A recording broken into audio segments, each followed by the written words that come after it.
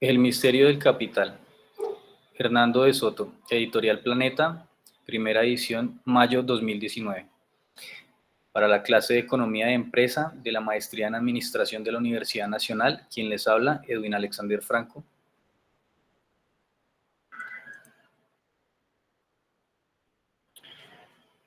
El autor de ese libro, Hernando de Soto Polar, algo de su biografía como ocupación economista y político, nace el 2 de junio de 1941 en la ciudad de Arequipa, Perú. Tiene 81 años, se encuentra activo políticamente y es conocido por estudios sobre la economía del sector informal, la investigación en la teoría de los derechos de propiedad y obras notables como El otro sendero, El misterio del capital y Realishing Property Rich. En el capítulo 1, Hernando de Soto quiere introducirnos como tal a los 5 misterios del capital, darnos a grandes rasgos cómo termina la competencia capitalista y la comunista después de la caída del muro de Berlín, evidenciando la fuerza que toma el capitalismo como la única forma viable de la economía. De esta manera, los países tercermundistas y salidos del comunismo empiezan a ver un equilibrio de presupuestos, cómo es la importante de incluir la inversión y la reducción de aranceles. También el autor identifica a Estados Unidos como el beneficiario del capitalismo y toma de allí algunas lecciones aprendidas para estos otros países y cómo se está ignorando como tal la economía en el resto de las naciones. De allí se empieza a ver el deseo del fruto del capital. Todas las personas a nivel mundial quieren disfrutar y gozar de este capitalismo. Por lo tanto, crece de manera importante el nivel de empresarios en países que salen del comunismo y se escucha a voz en cualquier parte la invitación a ser incluidos en nuevos negocios o a crear empresa. También el autor hace la pregunta de por qué el capitalismo solo progresa en Occidente y más adelante va a buscar las respuestas dentro de su investigación realizada en compañía de algunos colegas y trabajos de campo investigativos. El impedimento del capitalismo es la incapacidad de producir capital. Esto es uno de los factores que allí también identifica y denota que el capital definitivamente fortalece la productividad. De esta manera nos plantea 5 misterios del capital. El primero, el misterio de la información ausente; el segundo, el misterio del capital; el tercero, el misterio de la conciencia política; el cuarto, el misterio de las lecciones no aprendidas de la historia de Estados Unidos; y el quinto, el misterio del fracaso legal. Dentro de este capítulo 1 hace una breve descripción de cada uno de los misterios. En el primero, el misterio de la información ausente, es la visual del amplio capital muerto generado por los sectores más pobres, como algunas naciones y gobiernos no están identificando ni visualizando la cantidad de economía que se genera detrás de esta extralegalización. El segundo misterio, el misterio del capital, que es la pieza clave o central como tal de este libro, en donde se pregunta qué es el capital, cómo se produce, cómo podemos entender este capitalismo, cómo se relaciona con el dinero.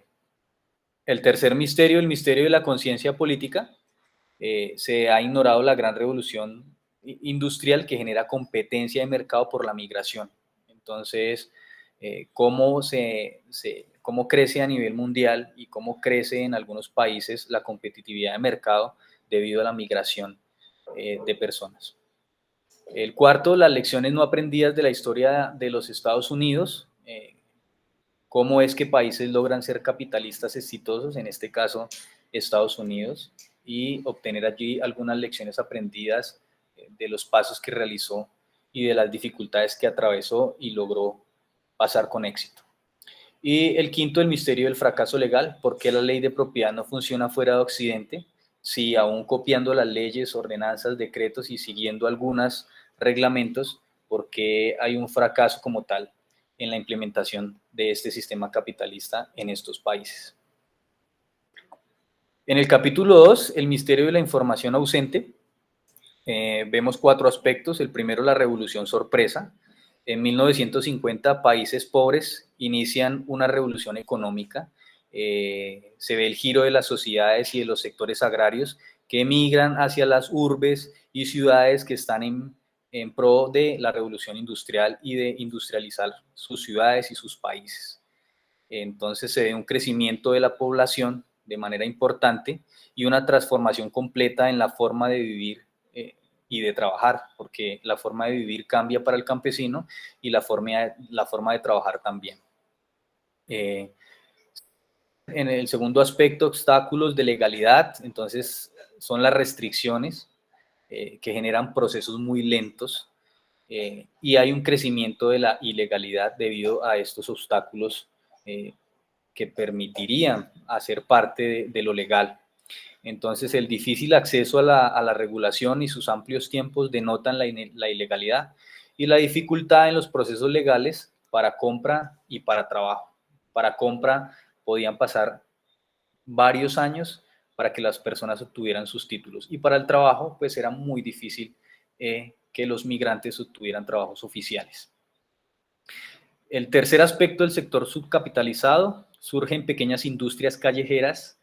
Se ven en las calles diferentes sectores de industria, de telas, eh, ropa, algunos artículos, nacen las imitaciones, entonces estos artículos son copiados de algunas tiendas de renombre, por ejemplo como Louis Vuitton, empiezan a tener industria, se empieza a segmentar y a organizar como barrios y servicios clandestinos, tanto así que de pronto la medicina se empieza a implementar y a brindar servicios de odontología en las calles o en algunas oficinas no licenciadas. Y por último está el capital muerto. El capital muerto como tal, el potencial económico de la mayor parte de activos que no se ha identificado ni convertido en capital. Esto es lo que pasa en las diferentes naciones que no están prestando atención ni visualizando la gran economía que hay detrás de estos sectores pobres. Por ejemplo, más del 50% de las viviendas o predios en los países que se investigaron a través del autor fueron de capital muerto. Valor de inmuebles en propiedad de países salidos del comunismo suman aproximadamente 9.3 billones.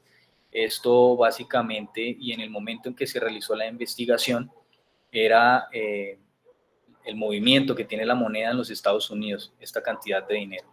Entonces la riqueza pobre a gran escala es una fuente potencial de recursos de capital para el desarrollo, lo cual aquí ya empieza a tener algunas conclusiones el autor y denota de que es muy importante la riqueza de estos sectores pobres y que no está siendo tenida en cuenta. En el capítulo 3, en el misterio del capital, también tenemos cuatro aspectos. El primero es claves del pasado. En las claves del pasado se entra a estudiar como tal hasta la palabra capital, desde el latín medieval, que significa cabeza de vacuno. Y aquí se habla del sector ganadero. ¿Y por qué el sector ganadero hace parte inicial del capital? Porque era un sector que permite ser cuantificable, medible, podía moverse el ganado y mitigar el peligro de exposición del ganado como producto y además, que es lo principal, poner en marcha nuevas industrias. A través del sector ganadero se puso en marcha nuevas industrias y esto es lo que busca el capital. El término de capital se obtiene como dimensión física de los activos y generador de valor excedente, que es lo importante en el capital. El capital parte de los activos de un país que posee en marcha una producción excedente e incrementa la productividad. Esta transición pasa del concepto de lo ganadero, de los establos, a los escritorios. También el autor valida lo opinado por Adam Smith y Karl Marx, donde consideraban al capital como el motor de la economía de mercado. Entonces se menciona que parte principal de todo económico es factor preeminente y consecuencia del tránsito de una sociedad cazadora, pastoril y agrícola pasa a una sociedad totalmente comercial. Entonces, por último, el capital es visto desde el autor como algo que no reúne activos, ¿sí? No es la reunión de activos, sino el potencial de estos para una nueva producción. No se fija como tal en ese capital activo. El capital es por naturaleza siempre inmaterial, puesto que no es la materia lo que hace el capital, sino el valor de aquella materia. El valor no tiene nada físico, de acuerdo a este autor Jean-Baptiste Say. El segundo aspecto, la energía potencial de los activos. Allí el autor trae una analogía de la energía, donde un lago en lo alto de la montaña, ¿cómo podría ser percibido por nosotros, por las personas?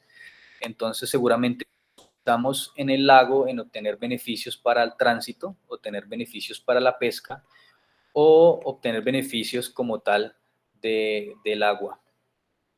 En realidad, el autor nos invita a pensar como un ingeniero, cómo el ingeniero podría ver este ejemplo, y seguramente él estaría pensando en la implementación de una hidroeléctrica, no como el activo que daría un beneficio, sino como el activo que al generar energía produce un valor extra, y ese valor extra es la energía que se lleva a la industria, a las viviendas, a diferentes infraestructuras, y generan nuevos valores de industria, y esos valores de industria generan otros valores de industria y se vuelve una cadena de valor, de generadora de valor. Identificar el potencial, convertir la energía, crear el valor excedente, que es lo que les acabo de mencionar. Y en Occidente estos mecanismos son usados todo el tiempo. Siempre se está pensando en la creación de valor adicional que se obtiene, así como en el ejercicio del lago, que no es el valor del mismo lago, sino el valor del proceso que se realiza por el humano extrínseco al lago. El tercer aspecto es proceso de conversión oculto de Occidente. En este proceso de conversión oculto de Occidente hay 4 preguntas.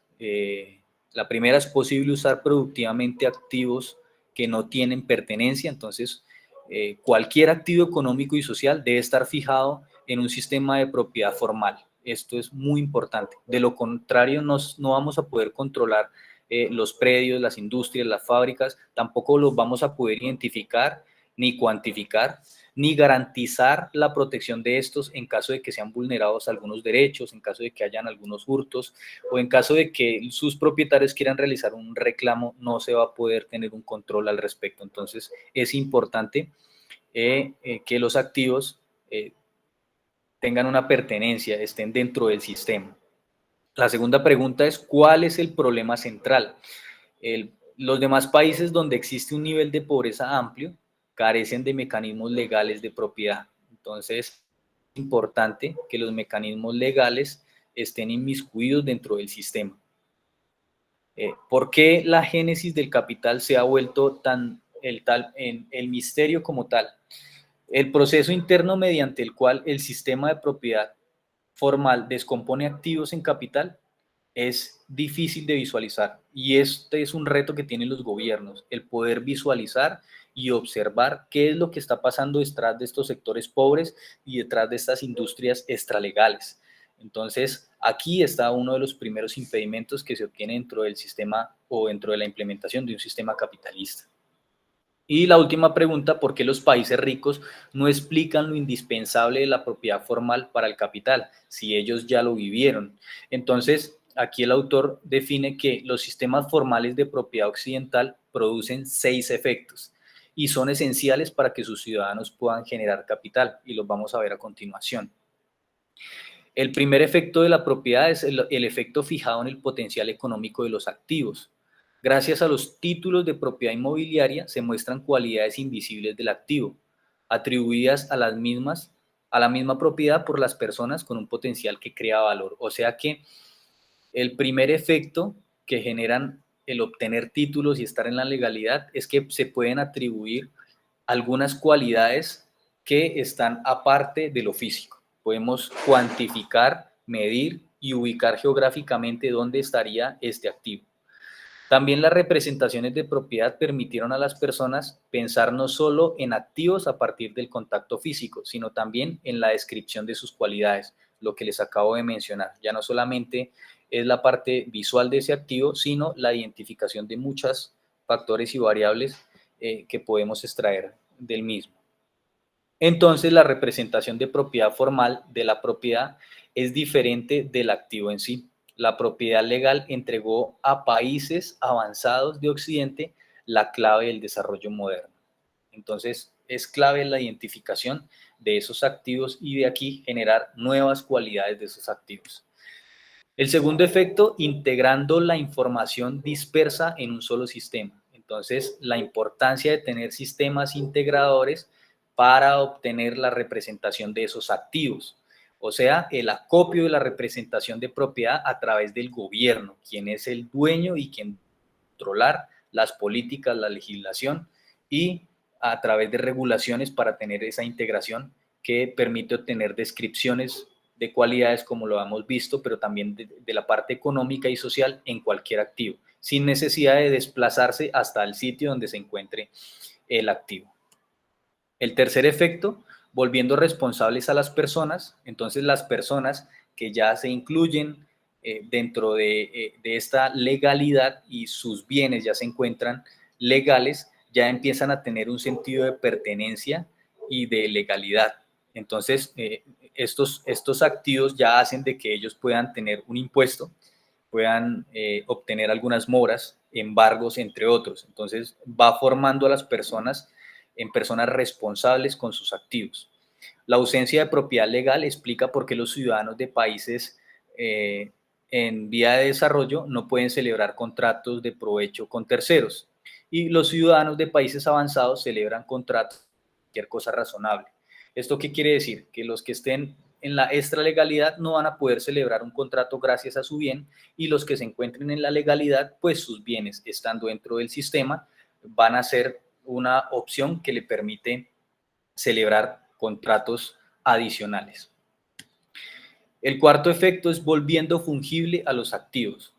Es la representación también que permite dividir activos sin tocarlos. Entonces aquí ya hablamos de las acciones dentro de una compañía, aunque exista una fábrica y un activo físico, tangible, se va a dividir en acciones o se va a dividir esa organización en otras pequeñas organizaciones. Si hablamos en la parte del agro, los hijos del campesino o del agricultor tienen una repartición de tierras y alguno de ellos podría comprar la de los demás. Entonces, es como la mezcla, la subdivisión o también la combinación de manera que puedan ser transformados para obtener un provecho de diferentes formas.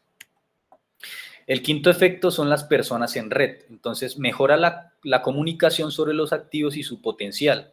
¿Cómo? Esta red son, por ejemplo, la red de eléctricas, de agua, de gas o diferentes servicios, que la obtención de los datos que ellos tienen, pues hay una mejor comunicación. Proporciona a las empresas identificación sobre los activos y sus propietarios, lo que les acabo de mencionar. Entonces, ya hay una identificación de propietarios y de más datos o cualidades del activo. Abre historial crediticio, le va a permitir a la persona tener un crecimiento económico a través de la banca y también mitiga las pérdidas en robos improvisados en algún tipo de servicio público. Entonces, al estar en la legalidad, ya se va a ver menos el hurto a servicios improvisados de energía o de agua.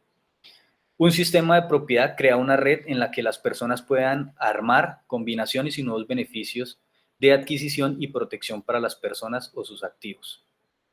Por último, el efecto que está enmarcado como protegiendo transacciones. Entonces, los sistemas de propiedad formal y sus redes, que fue lo que vimos en el efecto anterior, permiten la transferencia de títulos y valores de manera frecuente para un interesado. Entonces ya empezamos a tener transacciones gracias a esas redes y gracias a que está incluido en la legalidad. Determina al interesado aspectos que le restringen o permiten obtener beneficios. Puedo consultar si un predio es beneficioso para mí o si un predio me presenta alguna restricción para su compra, porque tenga algo pendiente. Entonces ya los datos van a ser de mutuo acuerdo, de mutuo beneficio, tanto para el comprador como para un vendedor. Además de los registros públicos, se han desarrollado otros servicios que ayudan a las partes a fijar, mover o rastrear representaciones para que faciliten todo su comercio sin riesgo, puedan producir un valor excedente, que es lo que busca el capital, y transacciones de garantías, compendios, tasaciones, seguros, siniestros, hipotecas, fideicomisos. Entonces ya las personas empiezan a adquirir estos servicios gracias a la legalidad, gracias a las personas en red y gracias a las transacciones que empiezan a realizar gracias a sus activos de manera legal. En el capítulo 4, el misterio de la conciencia política se va a dividir en dos puntos. En el punto ciego 1, la vida fuera de la campaña de vidrio hoy. Aquí se va a tener en cuenta el hoy. Aquí en América Latina tenía una larga, refinada y respetada tradición jurídica. O sea, al parecer era respetado ese sistema judicial y gubernamental. Había poca gente pobre con empleos y propiedades fuera de la ley, pero un sector considerado pequeño. No se le estaba prestando atención y parecía algo marginal. Nadie en realidad tenía datos puntuales de qué estaban realizando los pobres o qué se estaba estableciendo, un dato exactamente quiénes son los dueños y quiénes están allí. En realidad los gobiernos no estaban teniendo en cuenta o dando la importancia necesaria a qué estaba haciendo este sector pobre, a qué se estaba dedicando y qué valor estaba obteniendo. El autor y sus colegas deciden guardar los libros de academia y realizar una visita a los verdaderos expertos del problema. O sea, abandonan un poco la academia, se van a hacer un trabajo de campo con los verdaderos expertos del problema, que son los pobres a nivel mundial. Y empiezan a obtener datos sorprendentes de una economía independiente e invisible, extralegal y masificada en todo el mundo en los países en vías de desarrollo. Aquí ya se obtiene una lección que a través de este trabajo de campo ellos están viendo una economía que los gobiernos no. En este punto ciego, en las ciudades que crecen, entonces en las ciudades que crecen se ve una migración acelerada en los años 60, por ejemplo China tiene una migración acelerada en los años 80, Turquía tras la Segunda Guerra Mundial y Filipinas se congestionaba y estaba al borde de un colapso. El autor también observa y cree que, por ejemplo, Sudáfrica está al filo de una segunda gran expansión. Y algunas revistas informan que más y más sudafricanos negros llenan los campamentos de invasores. Entonces en Sudáfrica también una migración inminente. Zonas extralegales de países en vías de desarrollo se caracterizaban por viviendas modestas hacinadas en los perímetros de las ciudades. Entonces se estaba evidenciando en diferentes países del mundo que están saliendo del comunismo, hacinaciones en algunas viviendas. El tamaño de estas ciudades crea sus propias oportunidades, la movilidad social ascendente se ha acelerado, los patrones de consumo de lujo cambian por los más difundidos, como lo mencionaban, algunas tiendas de renombre empiezan a un poco su asedio y esos patrones de consumo ya no se fijan en ese lujo, sino en esa réplica. En el punto ciego 1, la marcha a las ciudades, entonces viene un crecimiento debido a la migración hacia las ciudades, causas difíciles de precisar, algunos las asignan a guerras, reformas, aperturas, otros hacia el comercio exterior, otros hablan de que la migración surge a través del terrorismo, otros a través de que las guerrillas y otros a través de fracasos de sistemas. También es fundamental mencionar que la migración surge a través de crisis agrícolas, ¿sí? Liberando cantidad de personas que explorarían nuevos horizontes en las ciudades. Los servicios urbanos eran mejores, entonces también había un pensamiento por parte del campesino o una opción a mejorar. Mejores salarios, entonces el campesino ve una oportunidad más disponible, razonable o en algunos casos sin ninguna razón también había una migración. Los pobres a su casa. Los pobres a su casa es porque los migrantes encuentran un mundo hostil.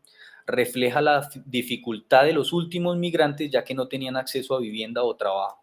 Entonces ya los últimos migrantes estaban teniendo una vida muy difícil, no había una vivienda, no tenían condiciones de salubridad y estaban viviendo en condiciones muy precarias, así que muchos deben volver a su casa, deben volver al campo.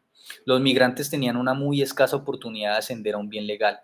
Aún si era difícil la legalidad para quienes estaban allí, para los migrantes, fue completamente nula. No tuvieron acceso. Además de adquirir un bien material legal, estaban tomando tiempos exorbitantes. Entonces, adquirir un bien podían pasar muchísimos años.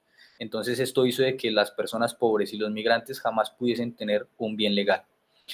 Volverse legal tenía costos altos, el andar fuera de la ley y operar aún mucho más. Esto quiere decir que si era costoso para los que estaban en la legalidad tener un bien, se volvió mucho más costoso para los que estaban en la extralegalidad, porque entonces apareció la corrupción y empezaron a cobrar algunas sobornos para no tener en cuenta las multas o algunas evasiones.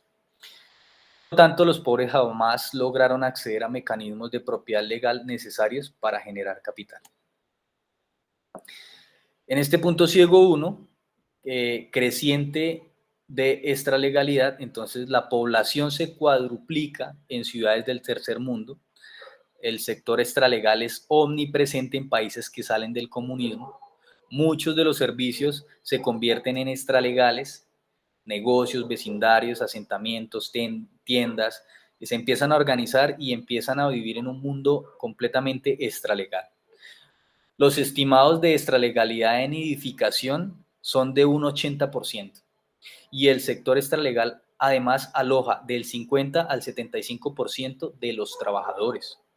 Entonces los asentamientos extralegales son el inicio de inversión posible en países en vía de desarrollo, parte importante de ahorros y del proceso de formación del capital. Y aquí esto se vuelve clave para la formación del capital y es lo que empieza a descubrir en cómo esta economía que no es visible se vuelve parte importante de la formación del capital. El punto ciego 1, los extralegales han llegado para quedarse. Entonces, a medida que crecía la economía basada en la extralegalidad, empezaron a asumir un papel de Estado, empezaron a reglamentar su sector de extralegalidad. Se convirtió en una extralegalidad en la proveedora de la infraestructura, proveía caminos, agua potable, energía, sistemas de desagües, transporte y hasta justicia, que es lo que vemos hoy en día con las personas extralegales en algunos sitios donde ellos mismos se proveen de agua, de energía y ellos mismos dan apertura a las calles. Es lo que estaba viviendo en ese entonces. Los gobiernos retroceden, pero al mismo tiempo conceden concesiones transitorias hasta que la crisis pase. Como existía una crisis y los gobiernos ven un crecimiento importante en la extralegalidad y un apoyo para ellos, prefieren conceder algunas concesiones para que trabajen bajo estas. Entonces las empresas extralegales ya no son perseguidas como si fuera una tregua y surgen viviendas semi-informales. Punto ciego es una vieja historia cuando los gobiernos comprendan por qué los pobres tienen volúmenes de propiedad inmueble de unidades productivas, entonces deberán confrontar que la ley escrita no está en armonía con la marcha efectiva del país. La ley escrita no está teniendo en cuenta a todos los actores. Cuando comenzaran entonces los gobiernos a legitimar estos activos extralegales, no se logrará un sistema legal único si es la ley oficial no se adapta a la realidad. La buena noticia es que ya los reformadores no darán un salto al vacío, ya que otros países lo han venido enfrentando.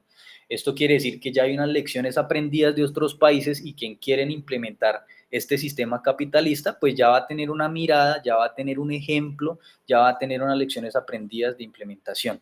Sin embargo, existe un gran desafío para realizarlo.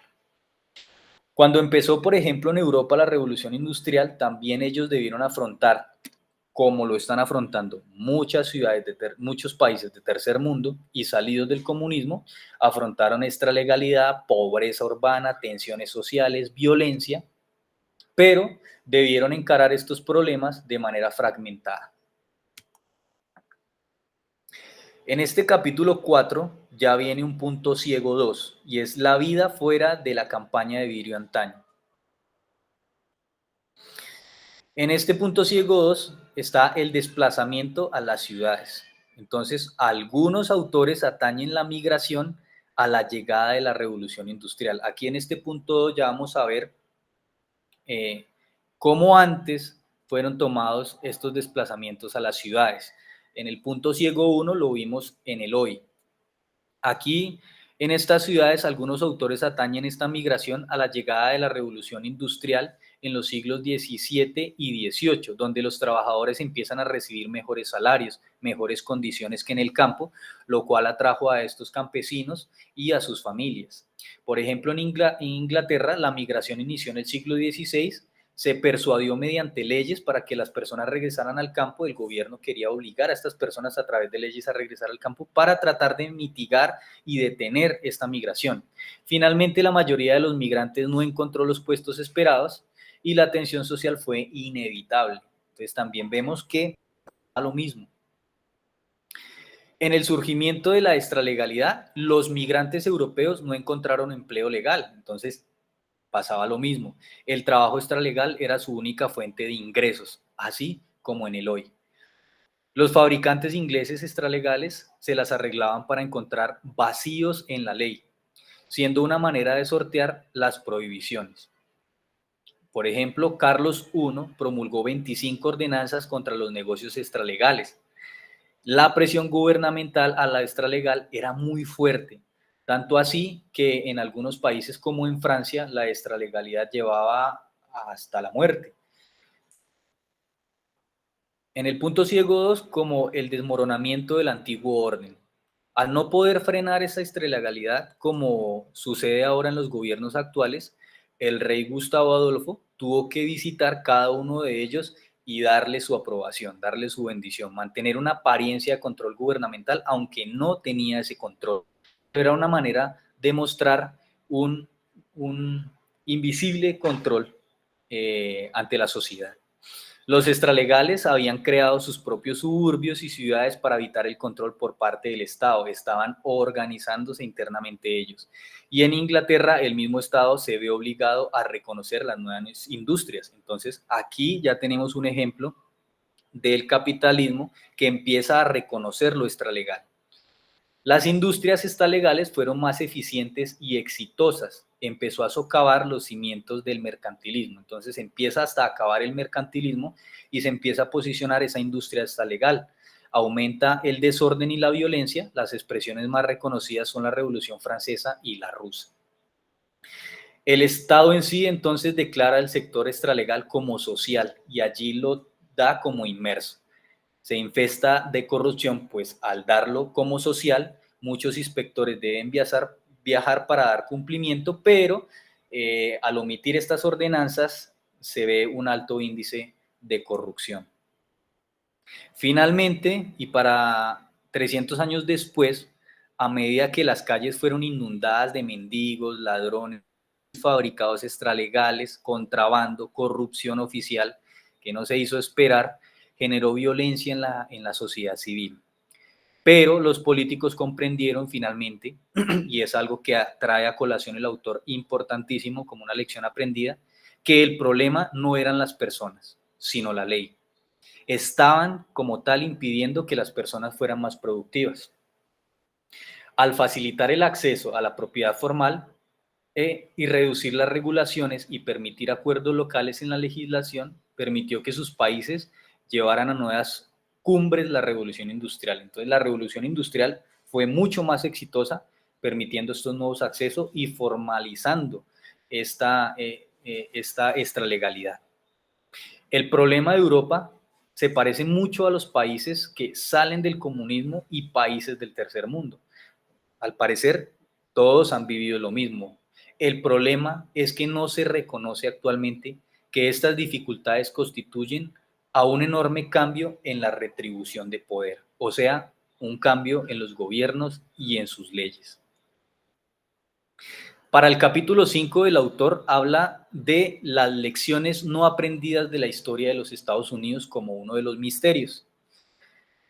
Entonces, frente a la visión irreferente Estados Unidos es un referente como capitalista y tuvo una visión que logró cumplir como un objetivo. Trazó unas lecciones aprendidas que quedan hacia la mirada de todos los países que desean implementar este sistema capitalista.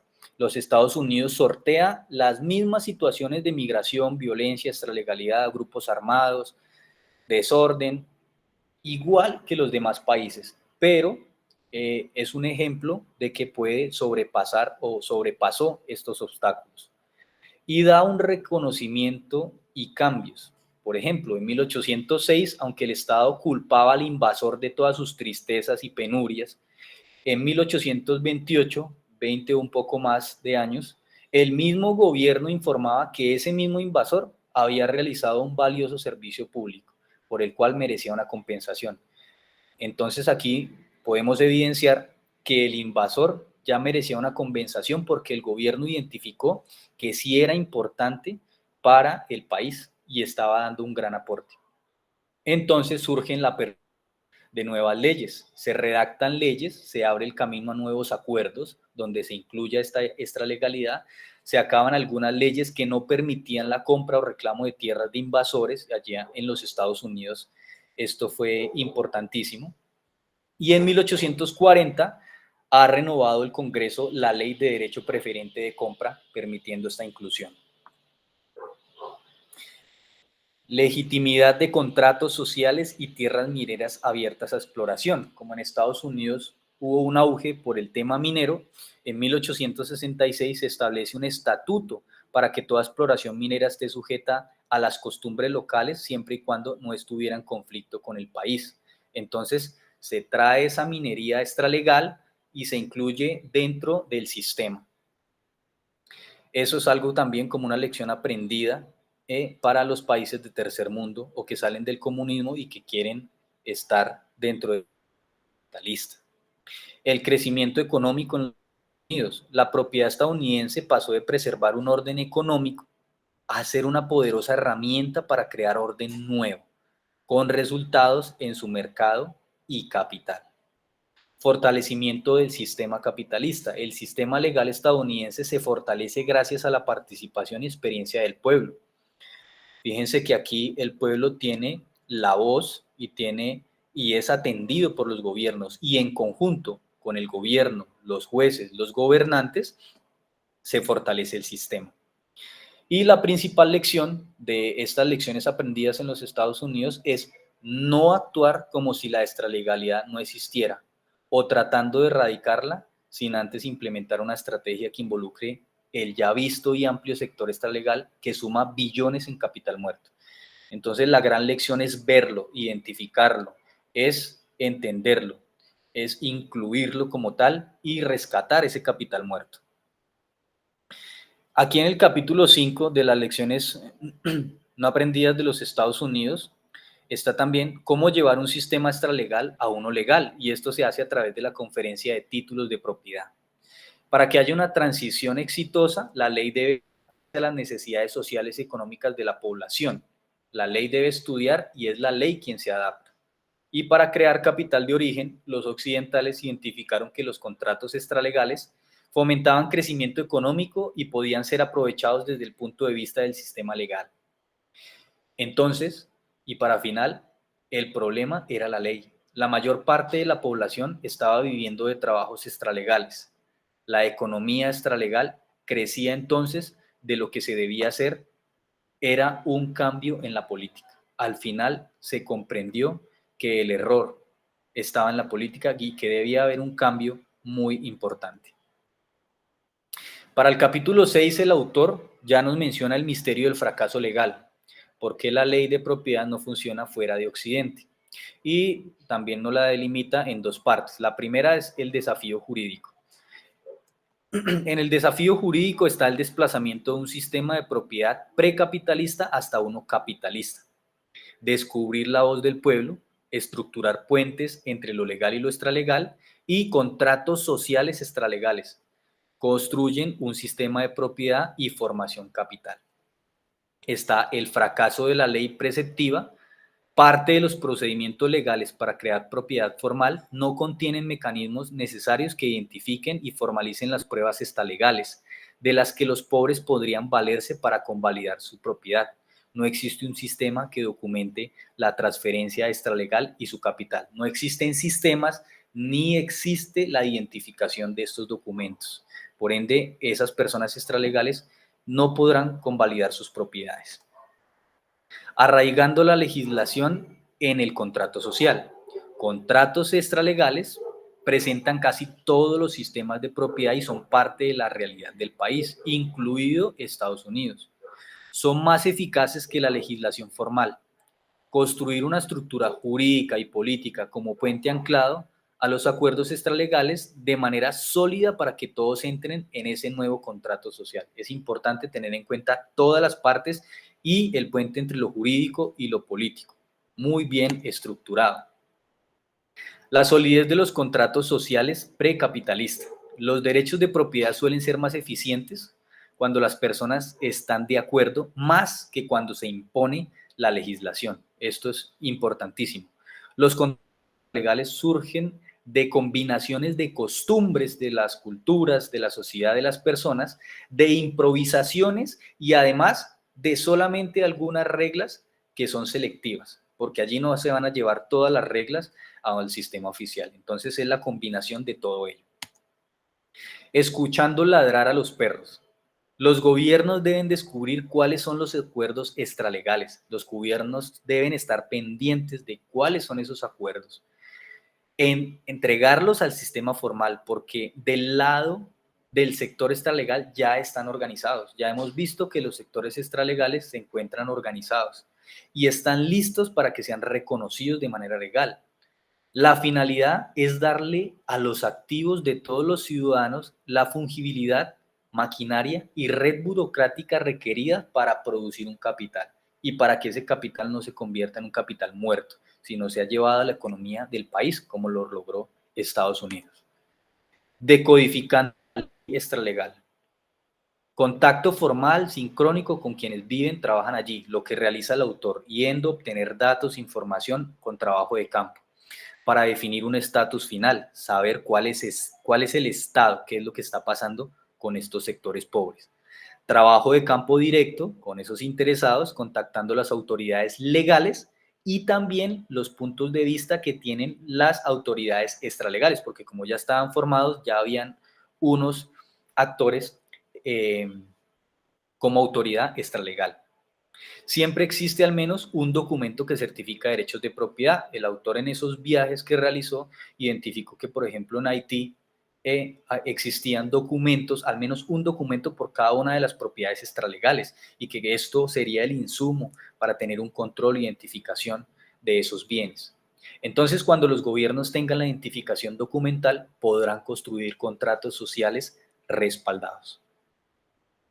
En la parte 2, que ya no es el desafío jurídico, sino el desafío político, se encuentra que asumiendo la perspectiva de los pobres, el autor realiza un ejercicio en donde cronometra el tiempo que debe destinar un empresario para crear en el sistema burocrático una empresa, y él identifica que después de 300 días y 6 días diarias, el costo fue de 32 veces el salario mínimo mensual. Entonces, imagínense que era muchísimo tiempo para las personas que legalmente querían hacer el proceso. Pero si hacía el mismo ejercicio con la población extralegal, pues tomaba aún 728 pasos adicionales más burocráticos y era completamente más difícil. Cooptando a las élites. No solo reducir la brecha entre las clases es realizar un bien para la sociedad entera, sino que es debido a la integración legal completamente. Legalizar significa también oportunidades masivas a bajo costo, y al momento del paso extralegal a lo legal, las élites también obtienen recompensas. Por ejemplo, los mercados, la industria, los bancos verán una gran ampliación y una gran demanda gracias a la inclusión de lo extralegal.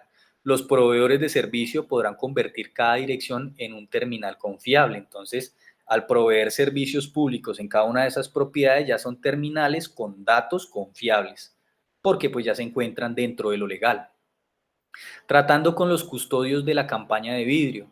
Una vez que los reformadores tengan de su lado a los pobres y parte de la élite, será el momento de enfrentar a la burocracia estatal y privada que administra y mantiene el status quo sobre todos los abogados y técnicos. Y allí cobra importancia estos dos perfiles de profesionales o de trabajadores como son los abogados y los técnicos.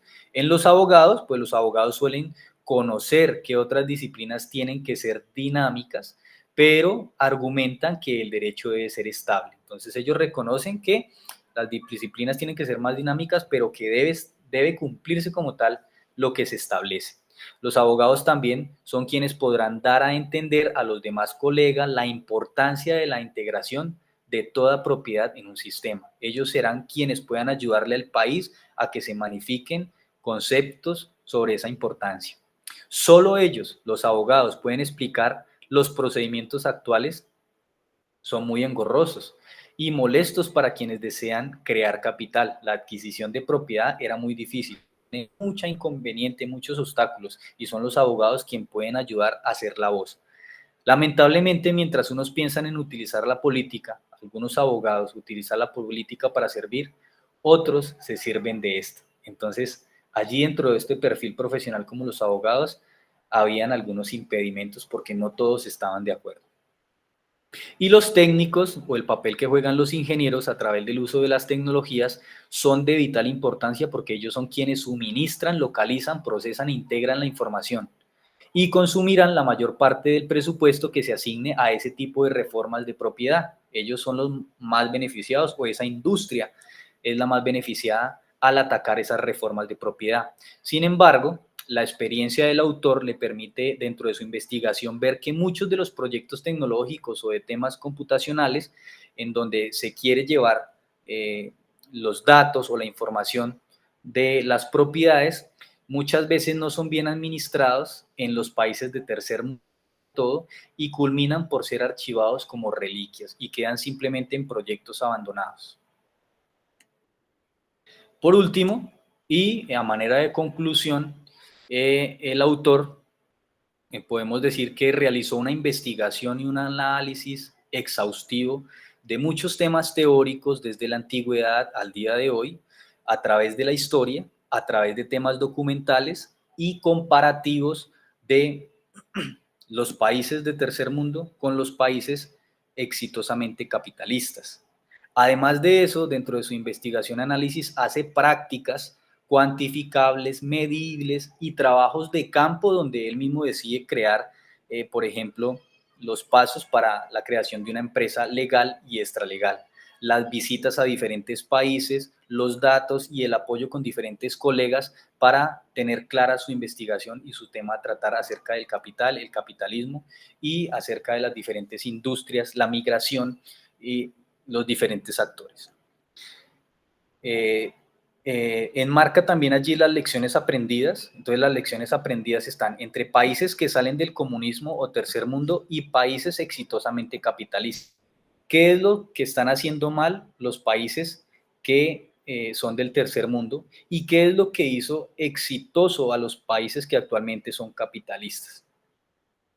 Es importante mencionar que los actores que tuvo presente fueron la propiedad, los diferentes sectores de industria, empresas, organizaciones, a los empresarios y a los pueblos como tal, a las diferentes sociedades, a los campesinos, a los técnicos, a los abogados, a los migrantes, a los jueces, a los políticos, a los gobiernos, a la burocracia, y que todo esto genera en las economías, teniendo un buen manejo, una estabilidad, unos beneficios, un crecimiento, una integración y oportunidades nuevas para reestructurar nuevas normas, nuevas leyes y nuevos decretos en los países que quieren ser incluidos en el sistema capitalista.